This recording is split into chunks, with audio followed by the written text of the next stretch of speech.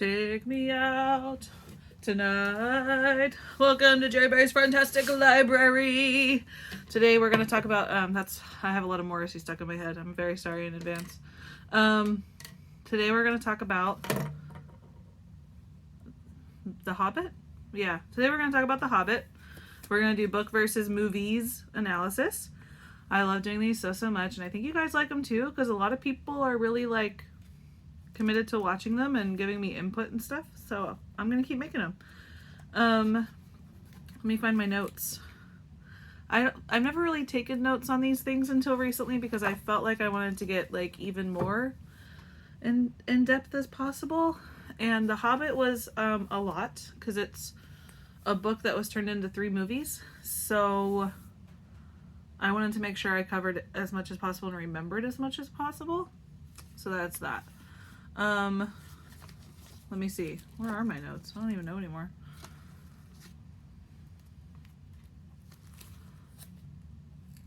So with The Hobbit, I watched the movies first, way before I read the book, just so we're clear.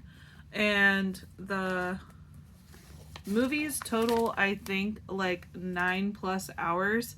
And the audiobook is just under 11 hours.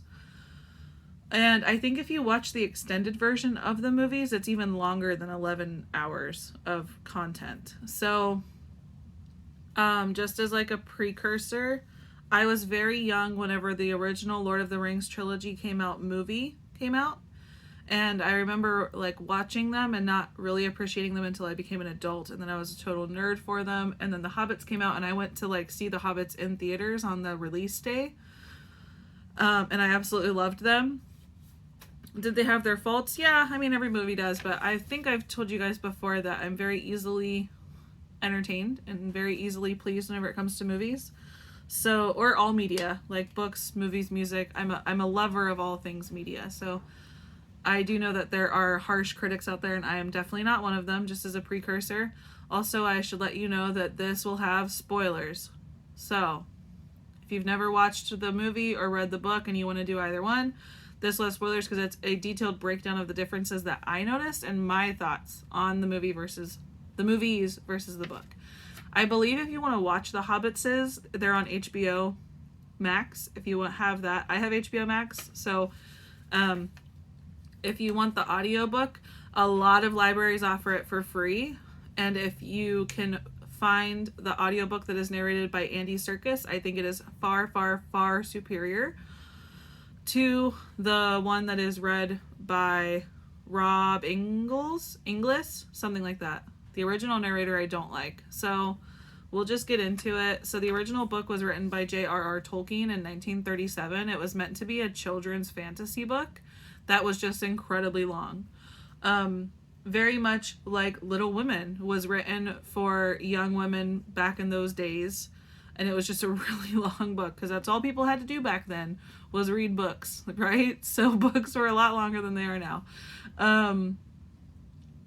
And so watching the movies first and then reading the book, I was surprised. I guess in my head, I thought The Hobbit would be a very, very long book since it was broken into 3 movies. And I'm not sure why they decided to break it into 3 movies. But I do appreciate it. They kind of ended up bringing to life every reader's dream where you really go in depth with the book and keep it as true as possible while still adding some cinematic touches, in my humble opinion. There are a lot of Tolkien fans that absolutely hate the movies, but I love them. So, I'll let you know at the end which one I like better. But for now, we'll get into the book. So, the book starts with Bilbo. He's in his hobbit hole. He kind of explains the Shire and whatnot in the book. And Bilbo runs into Gandalf. And, well, Gandalf comes to see Bilbo. So, talks to him about his mom, Belladonna Took, and how adventurous she was, and blah, blah, blah. And he kind of leaves, but then the dwarves come and Bilbo doesn't know what the heck's going on, and they all kind of take over. And like everything really is word for word as it is in the book. I feel like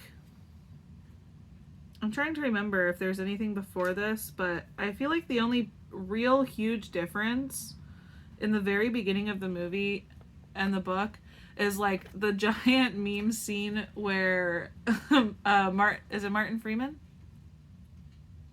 Is that his name? Martin Freeman? I wish I had my laptop with me.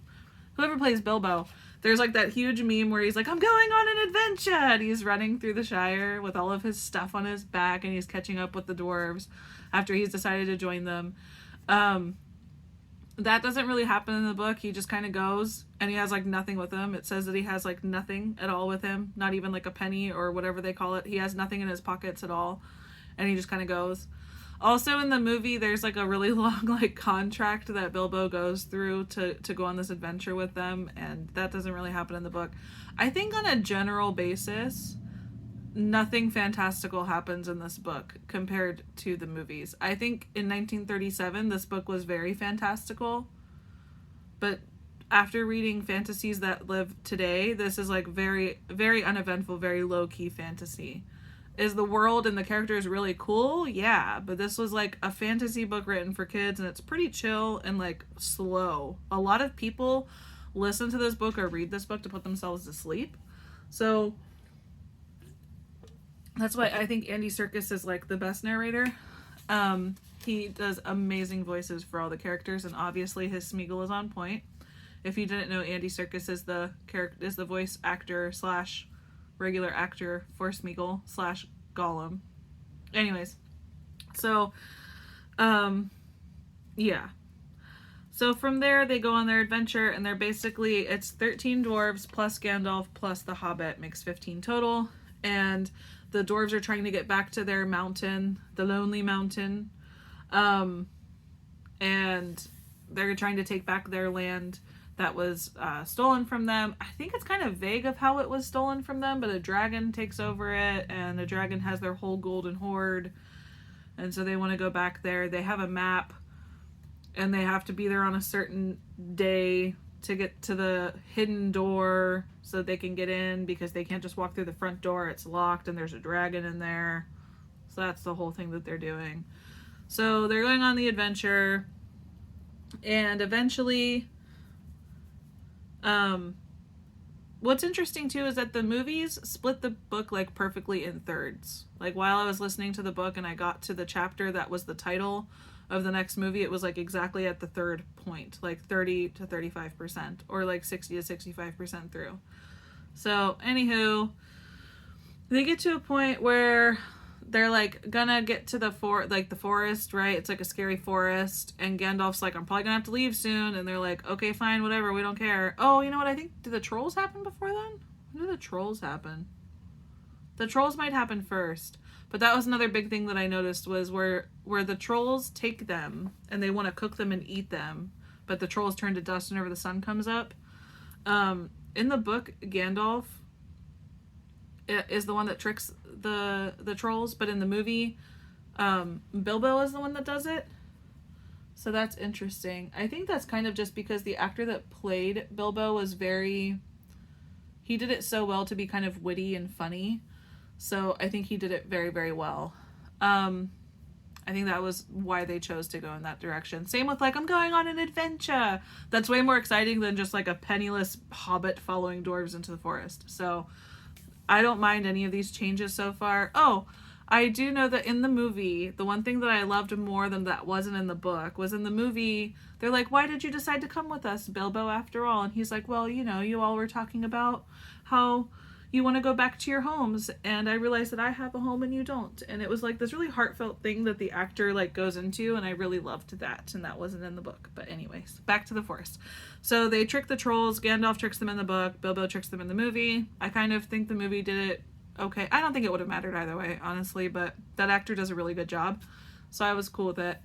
But what's weird is once they get to the forest, I feel like the forest is where things start to go off the rails. So in the movies,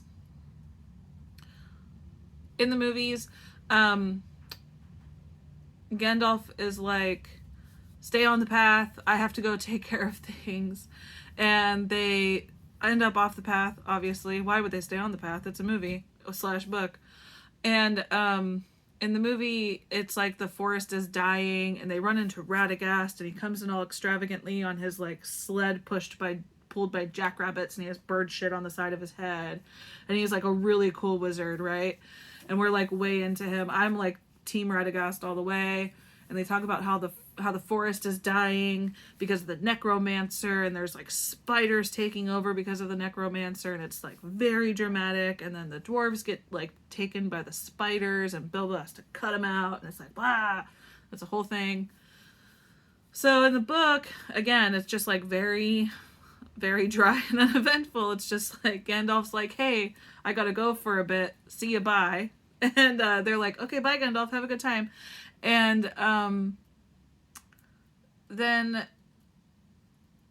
I don't know when the goblins come in now that I think. Either way, we'll just keep going with the forest. I don't even remember the order of events at this point because it's just so interesting. So anyways, in the book, Gandalf just kind of pieces out. He mentions that he has like another wizard friend named Radagast, but like that's it. He's just like, oh yeah, Radagast lives here. Bye. And they're like, bye, Gandalf. And then they get off the path. There's no mention of the necromancer, like, at all. I think Gandalf is like, maybe at some point in the book Gandalf mentions a necromancer, but nowhere near while they're at the forest. The spiders just live in the forest because that's where spiders live. It has nothing to do with the necromancer or the forest dying. The spiders do get them, and Bilbo does have to set them free, but it's a whole thing. Then there's like the goblins, right? So at some point they run into a goblin horde, and I think that happened pretty much as is between book and movie. Now that I'm thinking about it, that definitely came before the forest because Gandalf was still with them. But either way, the goblins, yeah, that whole story happens exactly as is, except for when they are at the cliff on the trees and they have to throw pine cones down that are on fire in the movie. That ends up a little bit different than the book. So I guess like the overall gigantic difference between the book and the movie, like absolutely gigantic, is that in the movie they make this weird what's his name, like Arzog. I wrote his name down so I wouldn't forget this time. Azog. And like my note literally says, Azog who? Because in the movies, Azog is this huge villain with his horde of orcs, and he's on like this wolf thing, and he only has one arm, and it's all creepy looking, and he's very scary, very intimidating villain. But he doesn't exist in the book, so I was like so shocked by that. I thought for sure that guy would be in the book, but nope. Don't know why they put him in the movie. I guess probably just for like dramatic effect, or to tie in the Lord of the Rings with the Hobbits, because that like shows you that orcs existed back then. I don't know, man. So whenever they're out on the cliff, those are like the goblins chasing them, not like the orcs with the Azog, the Azog guy. And Gandalf doesn't actually like whisper to a butterfly to get the eagles to come. The eagles are just doing their eagle thing, and they're like, oh shit, these people are in trouble, let's save them. So that's where that differed.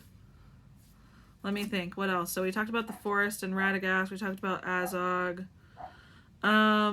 No mention of the necromancer. I think he does bring it up like at the end, at the very end, but otherwise the necromancer like is not a thing that anybody's worried about. Oh. Yeah, he doesn't summon the eagles. We have to talk about the elves. The elves are a big one. He tricks the trolls. Okay, so while we're talking about the necromancer and Gandalf leaving, there's like no White Council in the book. Not at all. So in the movie, they go to the White Council, and it's Saruman, Gandalf, whoever Cate Blanchett is, and one of the elves from Rivendell. And they're all talking about this necromancer and how scary it is. And I think Radagast like found a sword or something.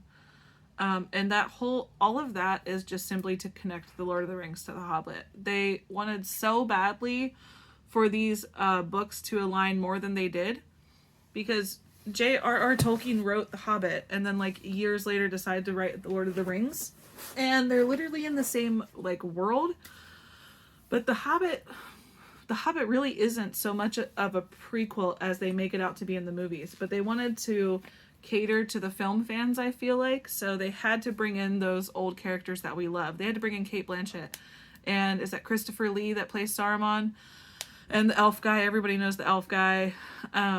So I feel like they had to do this whole scene to tie in like the prequel from the Hobbit to the Lord of the Rings. And I think that was why there were a lot, I think all the differences kind of led to that, was them trying to cater to the cinema only fans and connecting the Lord of the Rings to the Hobbit. So anyways, that's a whole thing that doesn't exist. And then as far as the elves go, since we're on that subject, they do go to Rivendell. It's not as dramatic as they make it out in the movie, where he's like, I'll never talk to elves. I'm too proud for elves. And the elves are like, we don't like you dwarves, you suck. It's not as dramatic. They just kind of like show up and the elves are like, we don't trust you guys, you look sus. And they throw them in some dungeons at night. That's about it.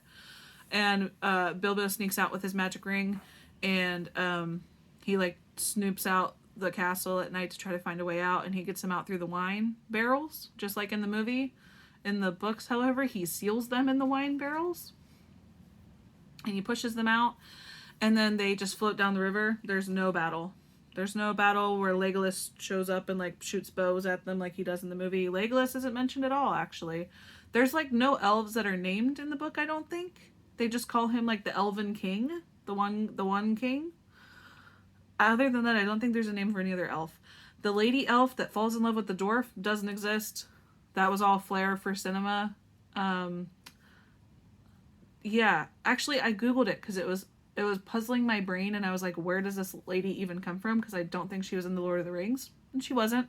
She was not in the Lord of the Rings movie. Her name is like Tardiel.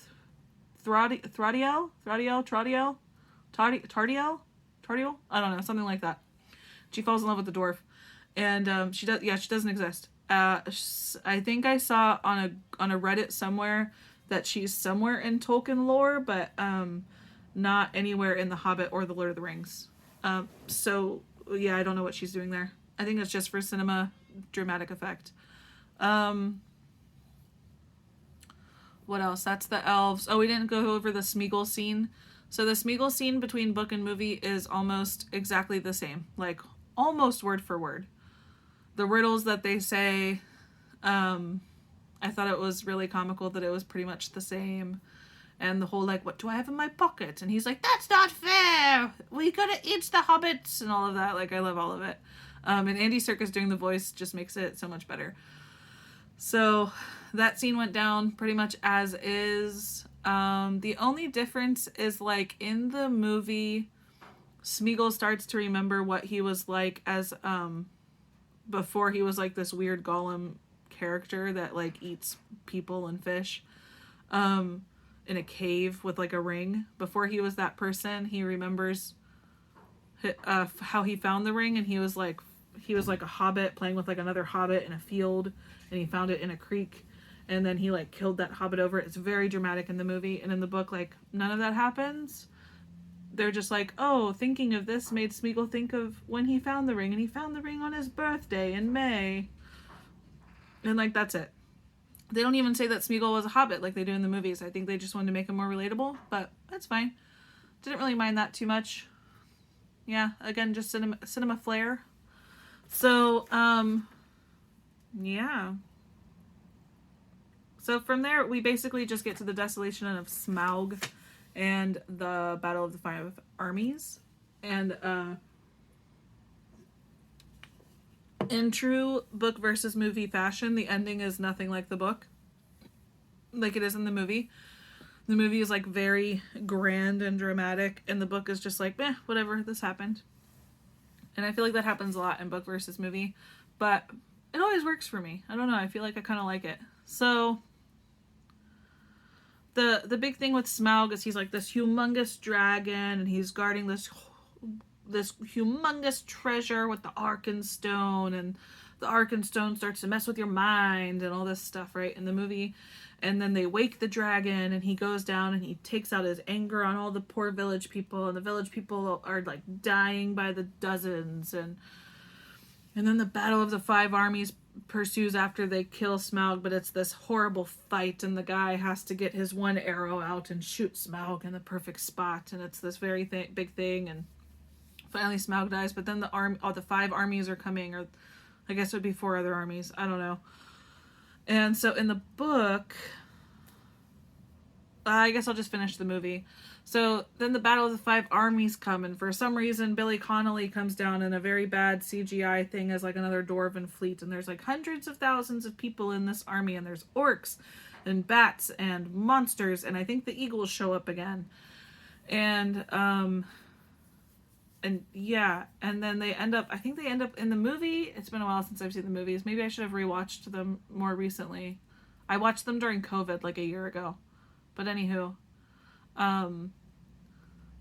so then I guess like Thorin, who is like the main dwarf that's gonna take over everything, Thorin and like, is it Philly and Killy? Their names are very bizarre.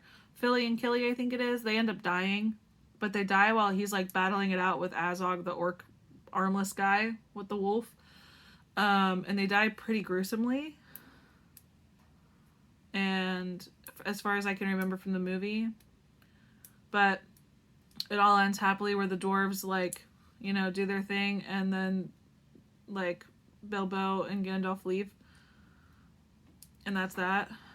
But in the books it's like way less grand. In the books it's like the dragon is like this big, not this big. He's like maybe more normal sized. I don't know what a normal sized dragon is, but he just doesn't seem that big. Like, he doesn't seem like that big of a deal. He's, like, angry, and he's a dragon, but he doesn't seem, like, as daunting as he does in the movie, I guess. And, Bilbo kind of tricks him in the same way, and Thorin is concerned about his gold and his Arkenstone when he thinks the Hobbit is gonna, like, you know, try to go behind his back or something and steal from him and all this stuff. But Smaug, it's literally like one page where Smaug like flies out and the town like evacuates, so there aren't really many people left in the town, but like the one guy stays behind and is like, I'm gonna shoot him, and then he shoots him and he hits him, and that's the end. I think it's literally like 2 minutes of the book is Smaug coming out of the castle and dying. So it's very anticlimactic. And then they're like, yay, that's over. It's all ours now. But then they notice that there's like armies coming in from all directions basically. But again, there's no orcs. There's no orcs in this like at all. The armies end up being like the other dwarves that come. And I think the elves show up. And there's goblins. And there's something else, I can't remember. And I do think the eagles make an appearance in the books, but not really. And then out of nowhere, Gandalf shows up and he's like, hey guys, am I too late? And they're like, no way, Gandalf, thanks for coming. And he's like, cool, I just dealt with the necromancer. And they're like, thanks, whatever the fuck that is. And like, that's how the necromancer's brought up, I'm pretty sure, at the very end. And then basically the Hobbit is promised like 1/14 of the treasure, but he's like, nah, I'm cool, bro. I got like my cool little goblin sword and I got my cool ring. I don't need that much. So he just takes whatever he can carry in like a chest. He has like a small chest of silver and a small chest of gold that he puts on a donkey and heads out. And that's it. I think at the very end in the movie they end up showing like Bilbo getting older, and then Frodo coming to say hi to him, and it's as if he's written the book The Hobbit or something like that, and then he goes out and he shows people that he can disappear with his ring, and Gandalf is like, oh, where did you get such a ring? Ho, ho, ho. But like that's not a thing in the book. That doesn't happen at all. And they know that he has the ring, and they know that it makes them invisible, and they use it to their advantage a lot once they find out about it.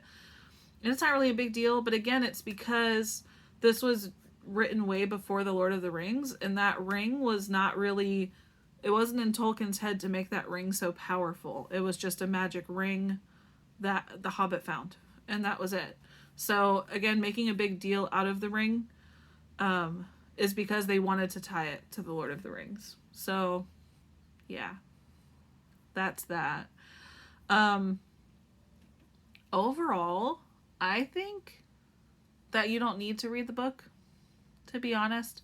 This is going to be an unpopular opinion, but I kind of like the movies better. The book was really long, and not, I guess, I shouldn't say the book was really long. It was like 11 hours. It's kind of like a standard book length, but it's just, I feel like the book was kind of boring sometimes, and I feel bad saying that. But I only gave it like a 4-star review because it was entertaining. It was really good world building, and you get really attached to the characters. But it wasn't like life changing. It wasn't like mind blowing. So I gave it a 4. And honestly, I could watch the movies like all the time. I want to watch them again already. I just don't want to waste time watching those movies because I have other stuff that I want to do. But I could literally sit down and enjoy those movies any day.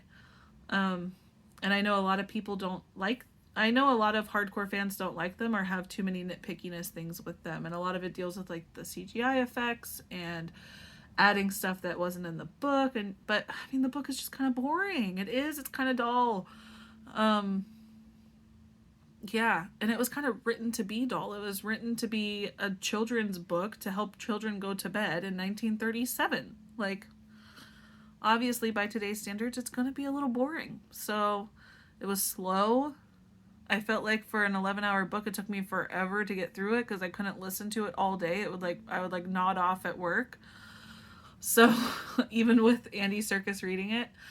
But I do really want to read the Lord of the Rings trilogy now. It's just that every one of those books is like 23 hours long. Each one of those audiobooks I think is between 20 and 25 hours long, and there's 3 of them. So it's going to take a while to get through those, but that's my humble opinion. You can let me know what you think, or if you agree or if you disagree in the comments, as always, or message me or contact me however you want. As always, I have a Patreon, and I have,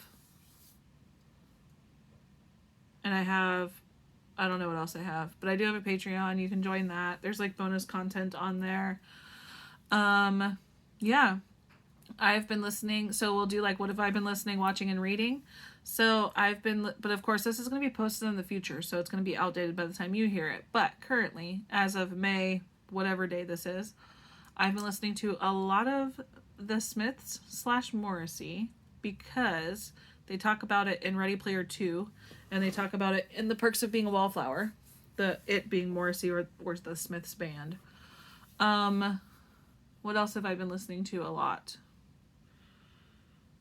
That's all I can think of. Yeah. Maybe Taylor Swift. I do listen to a lot of Taylor Swift a lot. And like Lady Gaga. Yeah. Anyways, as far as what I'm watching, I actually haven't watched anything because I finished Moon Knight and then I went and saw Doctor Strange in the Multiverse of Madness the day it came out, which was like last week. And now I kind of haven't really gotten into any other shows because I've just been doing audiobooks. I did watch Happy Gilmore though, because it's on Netflix now, and Happy Gilmore is one of my all-time favorite movies. You can judge me if you want, it's okay. And yeah, as far as reading goes, right now I am reading Ready Player 2. I am slowly making my way through Dune, and I'm reading The Perks of Being a Wallflower. Dune is so dense and complex, and I'm so excited to finish the book and then watch the movie because I just found out that the movie is supposed to be part 1 and part 2. I didn't realize that at first. So part 1 is only supposed to cover like half of the book. But Dune is so good so far. It is just very complex. There's a lot of world building. There's a lot of character development. There's a lot of like politics going on. It has very many layers, and I'm really loving it, but I could only listen to about like maybe 2 hours a day before I need to stop, take notes, do some research, take more notes, and then like really remember everything I just read because a lot goes on, like a lot. But I'm really loving it. So I'm slowly making my way through that one. I'm really hoping I finish it by the end of the month. With Ready Player 2, it's just because I read Ready Player 1 and I wasn't ready for the story to be done yet because it was so good. And I like Ready Player 2 so far. I am 70% done with it at this point when I'm recording this video. So I should be done pretty soon. And then I'm doing The Perks of Being a Wallflower. So you can definitely look out for that. Like a Dune breakdown of book versus movie and a Perks of Being a Wallflower breakdown as well. If you haven't seen the movie The Perks of Being a Wallflower, you need to go watch it right now. Like, you absolutely need to. I realize that I'm reading the book right now, and most people tell you to read the book first, but I really think you need to go watch the movie. Like, right now, right now. It's one of my favorite movies ever. So, that's what I'm reading, watching, and listening to. And, yeah. Keep an eye out for more of these every Wednesday. I do book versus movies every Wednesday now, and I have a couple up already. You can go back and look at like Little Women, The Help, 9 Perfect Strangers, The Hate U Give, Ready Player One, all that stuff. So it's all good things. Thank you so much for watching. I love you all. Goodbye.